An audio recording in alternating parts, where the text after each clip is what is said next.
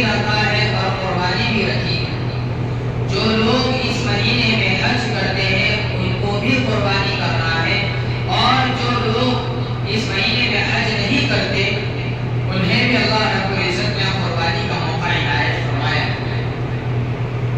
اب یہ الگ بات ہے کہ کچھ لوگ قربانی کرنا نہیں چاہتے اور کچھ لوگ قربانی کرنا چاہتے ہیں، تو سادہ سا اس کا ایک حساب ہے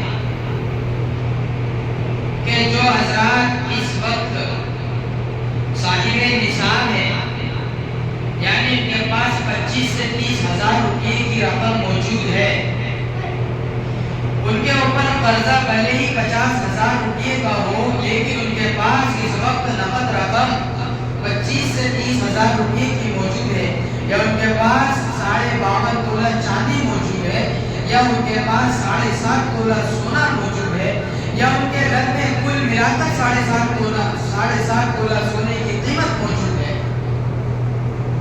تو ایسے لوگوں پر قربانی کرنا واجب ہے۔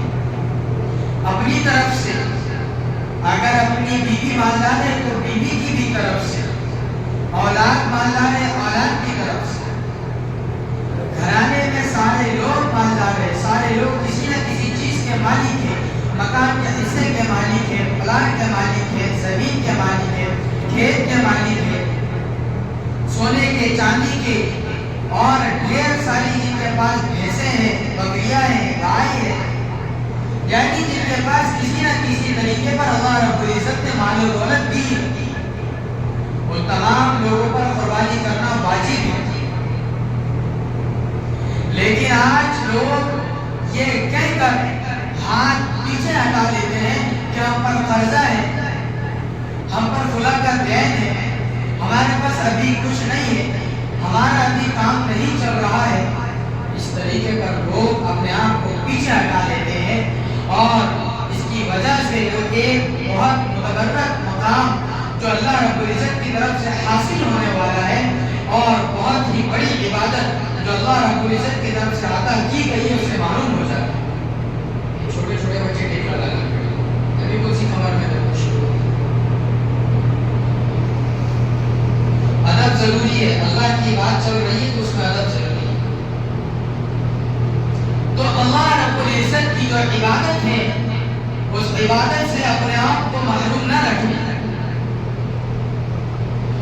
حتی الامکان کوشش کرے کہ ہر آدمی اپنی طرف سے اپنی بیوی کی طرف سے قربانی کرے، ہر آدمی۔ اور یہ قربانی کیا ہے، یہ کیوں ہم پر واجب کی گئی ہے، اس سلسلے میں بہت لمبی چوڑی تفصیل ہے، اور ایک باپ اور ایک وقت کے نبی اور ان کے بیٹے کی قربانی ہے، اس کے اندر ہمارے لیے آئیڈیل ہے، نمونہ ہے، اور ہمارے لیے وہ جو ہے مقتدی کی حیثیت رکھتے ہیں، پیشوا ہیں، ہمارے امام ہیں۔ حضرت ابراہیم علیہ السلام ایک ایسے جلیل القدر پیغمبر گزرے ہیں کہ جنہوں نے پیدا ہونے سے لے کر آخر وقت تک بڑے بڑے امتحانات کا سامنا کیا، اور اللہ رب العزت کی ذات سے انہوں نے امید رکھی، اور اس کی امید کے بھروسے پر وہ جو کامیاب بھی ہوئے۔ حضرت ابراہیم علیہ السلام یہ اللہ رب العزت کے دوست بھی تھے اور اپنے وقت کے پیغمبر بھی تھے۔ ابراہیم علیہ السلام کو جب اللہ رب العزت نے اس دنیا میں پیدا فرمایا، ان کی جب اس دنیا کے اندر ولادت ہوئی تو ایک ایسے گھرانے میں ہوئی جس گھرانے میں بت بنائے جاتے تھے، بتوں کو بیچا جاتا تھا، بتوں کو تراشا جاتا تھا، تو ان کے اوپر سب سے بڑے حالات تو یہیں سے شروع ہو گئے تھے کہ باپ کی طرف سے حالات انسان پر، میں آپ کو ایک بات بتا رہا ہوں، آپ دھیان رکھیے، انسان پر سب سے بڑے حالات دنیا میں آ جائے وہ سارے حالات کو برداشت کر لیتا ہے، لیکن ایک حالات وہ ہوتے ہیں جو اسے اپنے گھرانے کی طرف سے آتے ہیں تو اس حالات سے وہ آدمی ٹوٹ جاتا ہے، خواہ وہ حالات اس کے باپ کی طرف سے ہو، خواہ اس کی ماں کی طرف سے ہو، یا اولاد کی طرف سے۔ تو ابراہیم علیہ السلام کے لیے جو حالات آئے وہ اپنے باپ کی طرف سے آئے کہ باپ بھی خود بیچنے والا ہے تو اپنے اسے ایمان کی دعوت کیسے دیں؟ اور اگر میں لوگوں کو بھی دوں تو لوگ یوں کہیں گے کہ اپنے باپ کو پہلے بت پرستی سے دور کر اور اپنے باپ کو پہلے اللہ اور اس کے رسول کی راہ پر لے آ، اس کے بعد ہمیں دعوت دے۔ اور دعوت اور تبلیغ کا اصول بھی یہی ہے کہ سب سے پہلے اپنے کوپا برادری کے لوگوں کو دین پر لے آؤ۔ لوگ تبلیغ کرتے ہیں، گھروں پر جا کر دین کی دعوت دیتے ہیں، لوگوں کو اللہ کے راستے میں نکلنے کے فضائل سناتے ہیں، اور پیچھے پلٹ کر اپنے گھرانے کے اوپر اگر نظر ڈالیں گے تو سارے کے سارے بے دین رہیں گے۔ ان کی عورت بے دین، ان کی اولاد بے دین، ان کا باپ بے دین، بددینی پورے طریقے سے ان کے گھرانے میں موجود ہے، ان کے خاندان میں موجود ہے، اور لوگوں میں چل پھر کر دین کی دعوت دے رہے۔ سب سے بڑی پکڑ ایسے مبلغ کی ہوگی جس کا گھرانہ بے دین ہے اور دنیا کو دیندار بنانا چاہتا ہے۔ اللہ کے نبی علیہ السلام کو بھی سب سے پہلے جو حکم ہوا ہے وہ یہ ہے کہ اپنے قوم برادری کے لوگوں کو دین کی طرف لاؤ۔ اور اللہ کے نبی علیہ السلام نے سب سے پہلے اپنے برادری یعنی اہل قریش کو دعوت دی، اس کے بعد دوسروں میں دعوت دی۔ تو یہی چیز ابراہیم علیہ السلام کے ساتھ پیش آئی کہ باپ کی طرف سے حالات، جب باپ سے حالات کا مقابلہ کیا اور باپ نے ان کی بات نہیں مانی تو اس کے بعد اللہ کے وہ پیغمبر حضرت ابراہیم علیہ السلام نے اپنے باپ سے کہا کہ اے میرے باپ، اب میں چلا جاتا ہوں اور اب میں تمہارے اس گھر کو چھوڑ دیتا ہوں، الوداع کہتا ہوں۔ اور ابراہیم علیہ السلام نے باپ کو چھوڑ دیا دین کی خاطر، پورے کے پورے گھرانے کو چھوڑ دیا اور وہاں سے نکل گئے۔ تو دوسرے حالات وقت کے بادشاہ کی طرف سے آئے اور قوم کی طرف سے آئے، انہوں نے ابراہیم علیہ السلام کی مخالفت شروع کی۔ ابراہیم علیہ السلام کو طرح طرح سے تکلیفیں دی اور یہاں تک آگے بڑھے کہ ابراہیم علیہ السلام کے لیے آگ جلائی گئی۔ نمرود نے ایک بہت بڑی آگ روشن کی اور ابراہیم علیہ السلام کو کوفن کی مدد سے ٹوکرے میں بٹھا کر آگ میں پھینک دیا گیا۔ اتنی بڑی آگ تھی کہ قریب میں جا کر ڈالنا ممکن نہیں تھا، تو دور سے کوفن بنا کر ان کو پھینک دیا گیا۔ اور ہم نے وہ منظر آج بھی دیکھا ہے، وہ جگہ اور وہ کوفن اور وہ تالاب موجود ہے جہاں پر ابراہیم علیہ السلام کے لیے آگ جلائی گئی۔ اس دنیا میں آج وہ جگہ موجود ہے، اور اللہ اگر آپ کو موقع دے تو جا کر دیکھیں اس جگہ کو، کتنی اونچی وہ کوفن بنی ہوئی موجود ہے۔ تو ابراہیم علیہ السلام کو آگ میں ڈالا گیا، یہ بھی حالات تھے اور یہ بادشاہ اور قوم کی طرف سے حالات تھے، لیکن اپنے اس ایمان پر مستقیم رہے، استقامت سے وہ ہلے نہیں اور ہٹے بھی نہیں۔ اور حالات کے اندر اللہ کی طرف متوجہ ہوئے، اللہ رب العزت نے آگ کو ٹھنڈا کر دیا۔ یا نار کونی بردم و سلام علی ابراہیم، کہ آگ یہ ابراہیم میرا دوست ہے، یہ میرے دین کی خاطر حالات سے ٹکرا رہا ہے، تو اس کے اوپر ٹھنڈی اور سلامتی والی ہو جائے، یعنی ایئر کنڈیشن بن جائے۔ تو باہر سے بظاہر دکھ رہا ہے کہ آگ کے اندر ایک آدمی موجود ہے، لیکن اندر سے وہ آگ ٹھنڈی ہے، اور اتنی بڑی آگ ہے کہ آسمان کو چھو رہی ہے۔ تو اللہ رب العزت نے اس آگ کے لیے امتحان سے انہیں پار کروا دیا۔ تو پھر اس کے بعد یہ قربانی میں دینا پڑی کہ باپ کو چھوڑا، ماں کو چھوڑا، آگ کو برداشت کیا، اس کے بعد انہیں اپنے ملک کو چھوڑنا، انہیں وہاں سے بھگا دیا گیا۔ غالباً وہ بابری کی بستی تھی جس سے ان کو بھگایا گیا۔ اس کے بعد انہوں نے اپنا رفت سفر باندھا اور مکہ کی وادی کی طرف چل دی۔ اللہ رب العزت نے اعلان کیا کہ مکہ کی طرف چلو، تو انہوں نے اللہ رب العزت سے فرمایا کہ مکہ المکرمہ ایک ایسی بستی ہے، ایک ایسی زمین ہے جہاں نہ درخت ہے، نہ مکان ہے، نہ پانی ہے، نہ کوئی اچھی آب و ہوا ہے۔ اللہ رب العزت نے فرمایا نہ مکان ہو تو بھی جاؤ، وہاں دکان نہ ہو تو بھی جاؤ، وہاں درخت نہ ہو تو بھی جاؤ، وہاں کی زمین پتھریلی ہو تو بھی جاؤ، وہاں کوئی اچھی قسم کی آب و ہوا نہ ہو تو بھی جاؤ، وہاں کھانے کے اسباب نہ ہو تو بھی وہاں پر جاؤ۔ اور ابراہیم علیہ السلام وہاں پہنچے، ابھی حالات ہی چل رہے ہیں، وہاں پہنچ گئے اور اللہ رب العزت نے ایک بیٹا بھی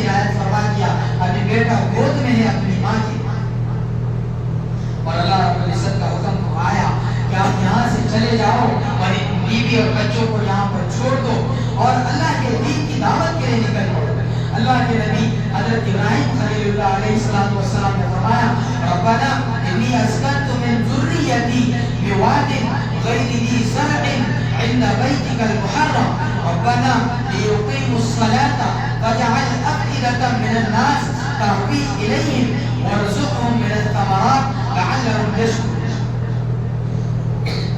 میں اپنی اولاد کو اپنی بیوی کو ایک ایسی بستی میں چھوڑ رہا ہوں بواد غیر ذی زرع جہاں کوئی کھیتی نہیں کوئی سبزہ نہیں عند بیتک المحرم ہاں لیکن پاکیزہ گھر یہاں پر موجود ہے. ربنا لیقیموا الصلاة اس لیے چھوڑ رہا ہوں تاکہ یہ نماز کو قائم کرے. فاجعل أفئدة من الناس اب تیرے سے میری یہ دعا ہے یہ التجا ہے کہ لوگوں کے دلوں کو اس طرف مائل کرے. أفئدة من الناس اور کیسا مائل کر تہوی الیہم اس کی طرف لوگ متوجہ ہو جائے اور دوڑ کر اس کی طرف پہنچے. ابھی اس وقت 2024 میں تقریباً 50 لاکھ کا مجمع اس جگہ پر موجود ہے. 50 لاکھ لوگ دنیا بھر سے وہاں پر حج کرنے کے لیے گئے. 50 لاکھ لوگ. اور اس وقت حج اتنا مہنگا ہو چکا ہے کہ 5 لاکھ سے لے کر 8 لاکھ تک ایک شخص کا حج ہوگا ایک آدمی. اور 50 لاکھ لوگ موجود ہیں تو آپ کا کیلکولیٹر یہاں پر فیل ہو جائے گا کہ کتنا پیسہ اس دنیا میں ابھی اللہ کی ایک ہی عبادت پر خرچ ہو رہا ہے.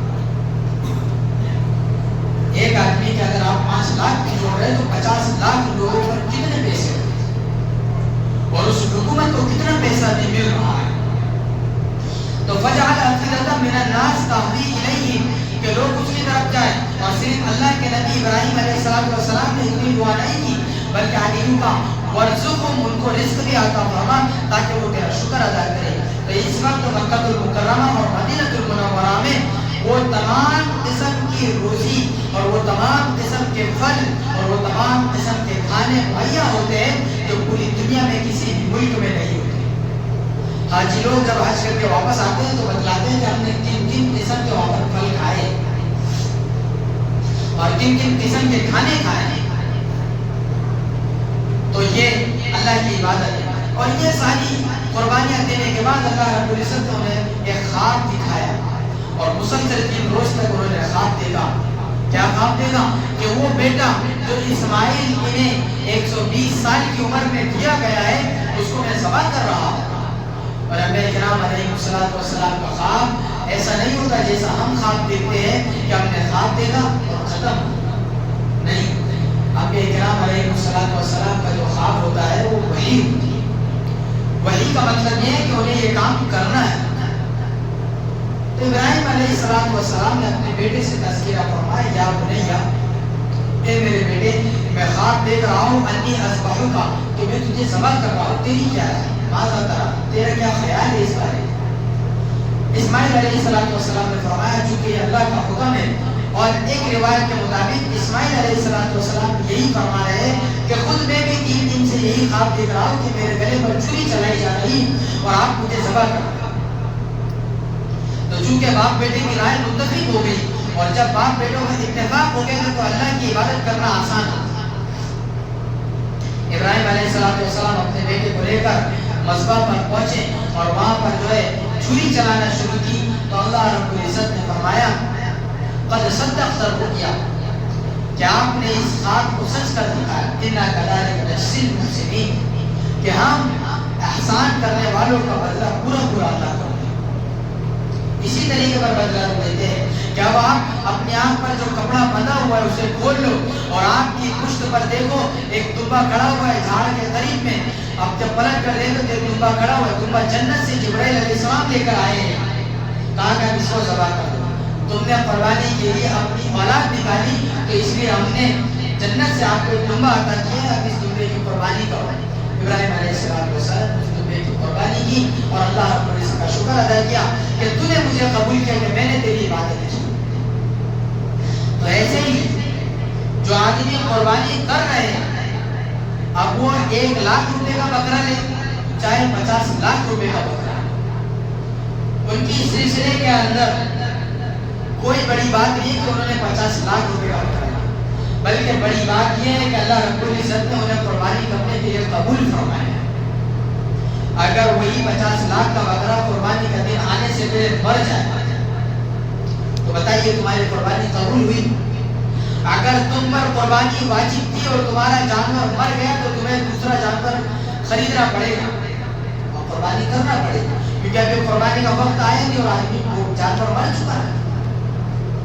تو اس لیے یہ اللہ رب العزت کی طرف سے قبولیت ہوتی ہے کہ آدمی کو اللہ رب العزت نے قبول فرمایا اور اسے جانور عطا کیا اور اس نے اس جانور کی قربانی کی. لاکھوں کروڑوں اربوں خربوں لوگ اس وقت دنیا بھر میں قربانی کرتے ہیں اور جانور اللہ کے نام پر ذبح ہوتے ہیں اور ان جانوروں میں کوئی کمی نہیں ہوتی. تو یہی اللہ رب العزت کی قدرت ہے. اتنے اگر انسان کاٹ کیے جائے تو آئندہ سال تو انسانوں کی گنتی نہیں بچے گی. تو اگر اللہ رب العزت ابراہیم علیہ السلام سے وہ اسماعیل علیہ السلام کو ذبح کروا دیتے تو یہ چیز واجب ہو جاتی کہ ہر آدمی کو اپنا ایک بیٹا قتل کرنا ہے، قربان کرنا ہے. تو آج ہر آدمی کو اپنا ایک بیٹا قتل کرنا ہوتا اور قربان کرنا ہوتا. اور یہ قربانی جانور کو قربانی کرنے سے بڑی ہوتی ہے. اور صرف قربانی اتنی نہیں ہے کہ ہم نے جانور کو قربان کر دیا، بلکہ اصل قربانی یہ ہے کہ جانور کے قربان کرنے کے ساتھ ساتھ اپنی انانیت کو، اپنے تکبر کو، اپنے بڑے پن کو بھی قربان کرے. ہمارے اندر جو ایک بڑا پن آ چکا ہے کہ میں قربانی کر رہا ہوں اور فلاں قربانی نہیں کر رہا. یہ بات ہر آدمی کے ذہن میں گردش کرتی ہے، زبانوں سے یہ باتیں چلتی ہیں کہ بھائی ہم نے تو قربانی کی، انہوں نے کیوں نہیں کی؟ نہیں، یہ سوال ہمارے ذہن میں بالکل نہیں آنا چاہیے. ہم نے قربانی کی کہ اللہ نے ہمیں قبول کیا ہے، اس نے قربانی نہیں کی اللہ نے اسے محروم کیا یا اللہ نے اسے محروم نہیں کیا، وہ اس کا اور اللہ کا معاملہ ہے. ہمارا معاملہ تو یہ ہے کہ ہم نے جو قربانی کی ہے اب دعا یہ کرے کہ اللہ اسے قبول کرے. اگر یہ قربانی قبول ہو گئی تو جانور کے ہر بال کے بدلے میں ہمیں ایک نیکی بھی اگر مل گئی تو ہزاروں لاکھوں بال ہوتے ہیں، اتنی ہمیں نیکی اللہ کی طرف سے ملے گی. اور قربانی ہونے کے بعد ہم کئی لوگوں کو گوشت تقسیم کرتے ہیں تو ان لوگوں کے دلوں سے جو دعائیں نکلے گی وہ بھی ہمارے لیے نجات کا ذریعہ میں لگے ہوئے ہیں.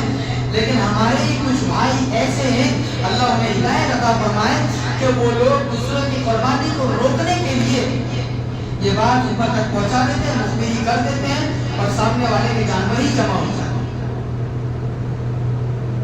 تو بتائیے ایک آدمی 40 سے 50 ہزار روپے کا جانور خرید رہا ہے، اس کے بعد 20 سے 30 ہزار روپے ادھر بھر رہا ہے، اس کے بعد پھر قربانی کر رہا ہے. تو بھکائے ہوئے دل سے اور مرے ہوئے دل سے اس نے قربانی کی تو اس کی بھی قربانی قبول نہیں، اس کا وہ جانور بھی اللہ کے نام پر ذبح نہیں ہوا اور اللہ نے بھی اس کی قربانی قبول نہیں کی. اور اسی جانور کا اگر آپ کو گوشت پہنچایا تو اللہ کے نام پر ذبح یہ جانور نہیں ہے، بلکہ یہ اترے ہوئے دل سے جانور ذبح کیا گیا ہے، مجبوری میں ذبح کیا ہے. اس کے دل میں اللہ کی وہ محبت باقی نہیں رہی جو پہلے تھی. تو جو لوگ یہ کام کر رہے ہیں انہیں اللہ کی اس جہنم کی آگ سے پناہ مانگنا چاہیے ابھی سے. انہیں اللہ رب العزت قیامت میں بہت بڑی سزا دے گا، بہت بڑی سزا دے گا میرے دوست. ہم اس سزا کا اندازہ نہیں لگا سکتے، اس لیے کہ ہم ایک عبادت کے اندر رکاوٹ پیدا کر رہے ہیں. جس عبادت کو اللہ نے ہمیں زمین پر دیا ہے اس عبادت کو ہم روک رہے ہیں. اور کچھ لوگ یہ کرتے ہیں کہ جب جانور ذبح ہوتا ہے، جانور جمع ہوتا ہے تو اسے جمع ہی رہتے تو وہ قربانی ہی نہیں کرتے. تو اس کا پورا عذاب ان لوگوں پر پہنچے گا جن لوگوں نے اس کے جانور کو جمع کروایا. تو اس لیے ایسا کوئی کام بالکل نہ کرے. جو لوگ کرتے ہیں تو وہ اللہ رب العزت سے معافی مانگے، توبہ کرے اور ان لوگوں سے بھی معافی مانگے کہ ہم نے آپ کے اس بارے میں اس طریقے پر کیا، اب ہمیں معاف کرنا. تو اس لیے جو لوگ قربانی نہیں کرتے ہیں وہ سنت ابراہیم کو زندہ کریں، اپنی طرف سے قربانی کریں، اپنی اولاد کی طرف سے قربانی کریں. اور اگر آپ کے کوئی رشتہ دار مر چکے ہو، دنیا سے جا چکے ہو اور انہوں نے اپنی زندگی میں کوئی قربانی نہیں کی تھی، ان کی طرف سے بھی قربانی کریں. اور اللہ نے جنہیں پیسہ دیا ہے وہ اپنی طرف سے بھی اور اللہ کے نبی علیہ الصلوۃ والسلام کی طرف سے بھی قربانی ادا کریں، اس کا بھی ثواب آپ کو ملے گا. تو سارے ساتھی قربانی کریں گے. اللہ رب العزت مجھے بھی اور آپ لوگوں کو بھی قربانی کرنے کی توفیق عطا فرمائے، اپنی طرف سے بھی قربانی کرے اور اپنے اولادوں کی طرف سے بھی قربانی کرے۔ اللہ رب العزت ہم تمام کی اس عبادت کو قبول فرمائے۔ آمین۔ وآخر دعوانا الحمدللہ رب العالمین۔